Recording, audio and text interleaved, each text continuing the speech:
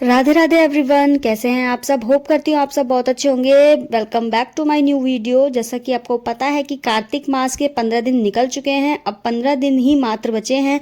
तो इन 15 दिनों में आपको कुछ ऐसे काम करने हैं जिनसे आपको कार्तिक मास के पूरे महीने का पुण्य मिल सके। तो आज की वीडियो में मैं आपके साथ शेयर करने वाली हूँ कि हम दीपदान कैसे करते हैं, मतलब आंवला दीपदान हमें कैसे करना है। देखिए, आंवला दीपदान आंवला नवमी के दिन किया जाता है और इस बार आंवला नवमी 10 अक्टूबर की है, दिन रविवार है। तो आपको आंवला नवमी पे आंवला दीपदान करना है। वैसे तो इस दीपदान को आप एकादशी के दिन भी कर सकते हैं, आंवला नवमी के दिन भी कर सकते हैं, या फिर कार्तिक की पूर्णिमा वाले दिन भी कर सकते हैं, लेकिन आंवला नवमी वाले दिन इस दीपदान का बहुत ही ज्यादा महत्व होता है। तो देखिए, सबसे पहले आपको आंवले लेने हैं। तो आंवले आप 5, 7, 21, 31 या फिर 108 तक भी, जितने आपकी क्षमता है आप उतने दीपक जला सकते हैं आंवले के। तो आपको जितने दीपक बनाने हैं उतने आप आंवले ले लें, और आंवले थोड़े बड़े साइज के लें, क्योंकि देखिए आंवला जो होता है वैसे ही एक तो उसमें गुठली होती है जिसकी वजह से वो गहरा नहीं हो पाता। तो थोड़ा बड़ा लेंगे तो उसमें गूदा ज्यादा होगा, और गूदा ज्यादा होने की वजह से वो थोड़ा गहरा बनेगा और ज्यादा देर तक मतलब जलेगा भी। तो यहाँ पर मैं 5 आंवले के दीपक तैयार कर रही हूँ। तो मैंने यहाँ पर 5 आंवले लिए हैं, और इस तरह से आपको, जैसे आप देख रहे हैं मेरे को, कि गोल गोल घुमाकर मतलब गूदा निकालना है, बीच में से गहरा गड्ढा कर लेना है जिसमें आपको रुई की बाती लगानी है, घी की बाती।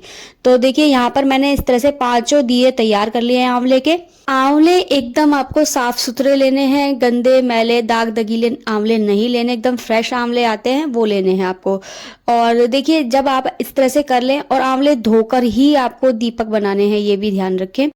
तो जैसा कि आपको पता है कि भगवान विष्णु का वास होता है आंवले के वृक्ष में, और जैसे केले के वृक्ष में वास होता है भगवान विष्णु का, उसी तरह से आंवले के वृक्ष में भी भगवान विष्णु का वास होता है। और इस महीने में भगवान विष्णु के लिए की गई पूजा, माता तुलसी के लिए की गई पूजा, राधा रानी के लिए की गई पूजा, माता लक्ष्मी के लिए की गई पूजा, मतलब इन सब की जो पूजा होती है, इनसे भगवान विष्णु और माता लक्ष्मी बहुत ही ज्यादा प्रसन्न होते हैं, और धन धान्य की, सुख समृद्धि की कोई कमी नहीं रहती अगर भगवान विष्णु और माता लक्ष्मी प्रसन्न होते हैं आपकी पूजा से।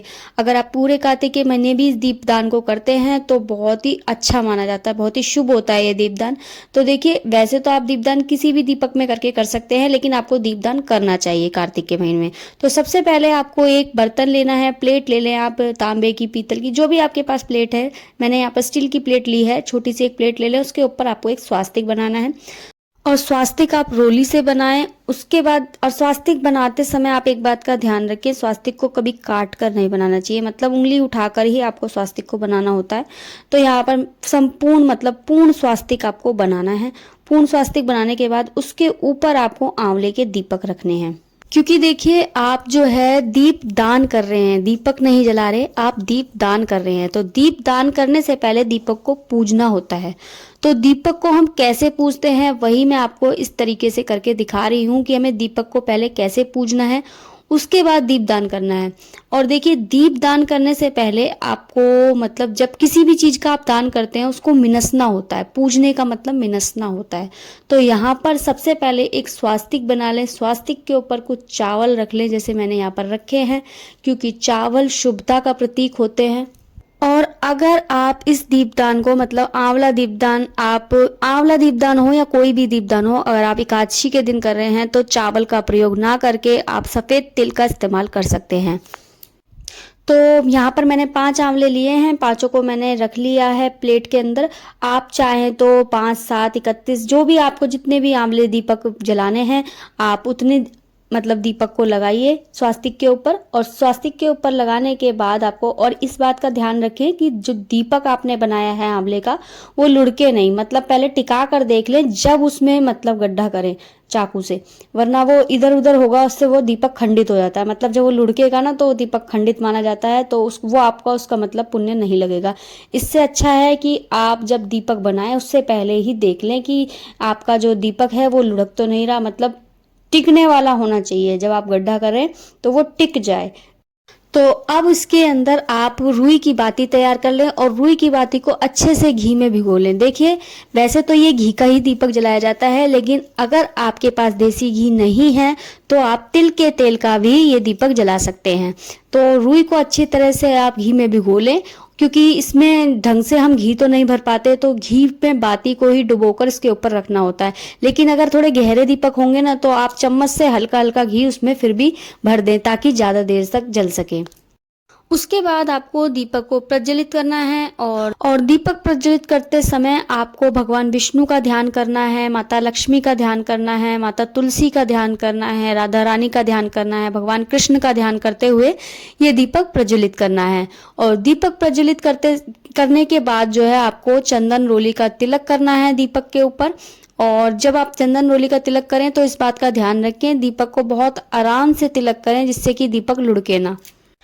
जब आप चंदन रोली का तिलक कर दें, चाहे तो आप दीपक प्रज्वलित करने से पहले ही चंदन रोली का तिलक भी कर सकते हैं, क्योंकि देखिए मैंने ये प्रज्वलित करने के बाद वैसे जो है एक नियम जो कहता है वो यही कहता है कि दीपक को प्रज्वलित करने के बाद उसके ऊपर तिलक किया जाता है। लेकिन अगर जैसे आपको लगे कि ये थोड़ा लुढ़केगा तो आप पहले ही तैयार कर लें, मतलब चंदन रोली का तिलक करने के बाद ही आप प्लेट में लगाएं दीपक को। उसके बाद आप दीपक में बाती लगाकर तब प्रज्वलित करें। तो यहाँ पर देखिए मैंने फूल से जो है पूज दिया है, मतलब फूल भी चढ़ा दिए हैं दीपक को। और दीपक के अंदर आपको तिल का भोग जरूर लगाना है, क्योंकि देखिए अगर आप आंवला नवमी के दिन मतलब इस दीपदान को कर रहे हैं तो तिल का भोग लगाइए। एकादशी के दिन दीपदान कर रहे हैं तो तिल का भोग लगाइए, क्योंकि एकादशी के दिन तो वैसे भी चावल जो है नहीं मतलब डाले जाते किसी भी चीज के अंदर, तो चावल नहीं डालने आपको दीपक के अंदर, आपको तिल का ही भोग लगाना, सफेद तिल। तो आप बाकी दिनों में चावल वगैरह डाल सकते हैं दीपक के अंदर, लेकिन जो आंवला नवमी है और एकादशी है उस दिन आपको सफेद तिल डालने हैं। और उसके बाद आपको सीधे हाथ पर थोड़ा सा जल लेना है हथेली पर और फिर दीपक के ऊपर से 3 बार फिराना है, मतलब घुमाना है जल को, और हाथ जोड़ने हैं आपको। मतलब इसका होता है कि आपने दीपक को मिनस दिया है। अब इसके बाद आपको ये दीपक लगाने हैं। कहाँ कहाँ ये दीपक लगाने हैं अब ये भी मैं आपको बताती हूँ। सबसे पहले सर्वप्रथम ये दीपक भगवान विष्णु के मंदिर में लगाया जाता है। तो अगर आप घर में ही इस दीपक का दान कर रहे हैं तो आप ठाकुर जी के आगे, मतलब आपके घर में लड्डू गोपाल हैं तो उनके आगे भी इस दीपक को दान कर सकते हैं, क्योंकि भगवान विष्णु का ही स्वरूप होते हैं ठाकुर जी भी और राम जी भी, तो आप उनके आगे इस दीपक का दान कर सकते हैं। उसके बाद आपको गौशाला में इस दीपक का दान करना है। गौशाला नहीं जा सकते आप तो आपके घर में गैया हो तो उसके आगे भी आप दीपक का दान कर सकते हैं, क्योंकि आपको पता है 33 करोड़ देवी देवताओं का वास होता है गैया के अंदर, तो आप गौ माता के आगे भी इस दीपक का दान कर सकते हैं। उसके बाद आपको तीसरा दीपक जो है तुलसी में लगाना है। आपके घर आंगन में जो तुलसी हो उस पर दीपक लगाइए, ये तीसरा। और देखिए इस बात का खास ध्यान रखिए, कभी भी दीपक को डायरेक्ट जमीन पर नहीं रखा जाता। आप जब भी दीपक लगाएं, दीपदान करें, तो आप दीपक के नीचे कोई ना कोई आसन जरूर दें। मतलब जैसे कि या तो चावल रखें दीपक के नीचे, या आटा, या रोली हल्दी का कुछ भी चौक पूर के, या फिर आप फूल भी बिछा सकते हैं, या कोई बर्तन, तो कुछ भी रखकर जब आपको दीपदान करना होता है। क्योंकि ऐसा कहा जाता है कि ये दीपक की गर्मी होती है, मतलब दीपक की जो लौ की जो गर्मी होती है वो इतनी ज़्यादा गर्म होती है कि धरती उसका बोझ जो है सह नहीं पाती। तो इस वजह से दीपक के नीचे कोई ना कोई आसन हमें देकर ही दीपदान करना चाहिए। तो चौथा दीपक आप जो लगाना है वो आपको पथवारी पर लगाना है। पथवारी मतलब अगर आप कार्तिक स्नान कर रहे हैं तो आपने मतलब घर में तुलसी के बराबर में पथवारी भी बनाई जाती है, तो वहां पर आपको चौथा दीपक लगाना है। अगर आप नहीं कर रहे हैं तो आप खुले आकाश में भी दीपक लगा सकते हैं चौथा। और 5वां दीपक आप शिवालय, शिव मंदिर में भी लगा सकते हैं, मतलब शिव परिवार के आगे भी लगा सकते हैं। या फिर आप 5वां दीपक जो है घर के मुख्य द्वार पर भी लगा सकते हैं।